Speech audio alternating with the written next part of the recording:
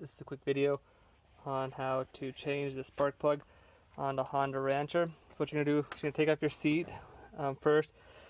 And then right here you have two of these little clip things that you have to undo. One here and one there. And then I'm on the left side of the bike. There's going to be, you're going to want to pull this out. You can see there's a little bracket that sits right there. You're going to pull that.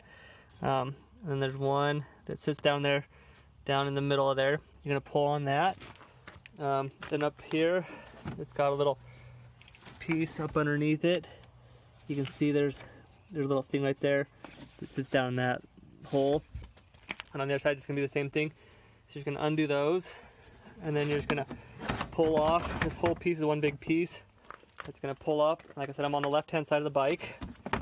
And so on this side, right here, is your spark plug wire. So you're going to give it a little pull. And it exposes your spark plug.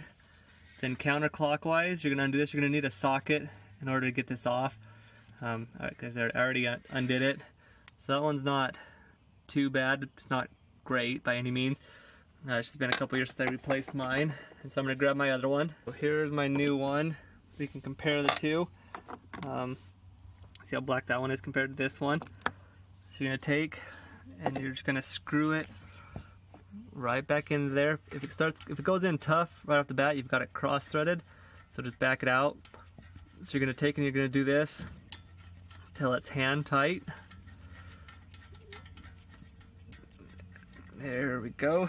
And then you're going to get your socket and you're going to put it on there and you're going to tighten it up. You don't want to over tighten because then it'll be too hard to get back off when you go to do it the next time. So put it on there, tighten it up so it's nice and snug against there, just a little bit past. And then take and put your spark plug wire back on. You're going to listen for a click noise, so listen. There we go. Hear that little click. It means it's on all the way.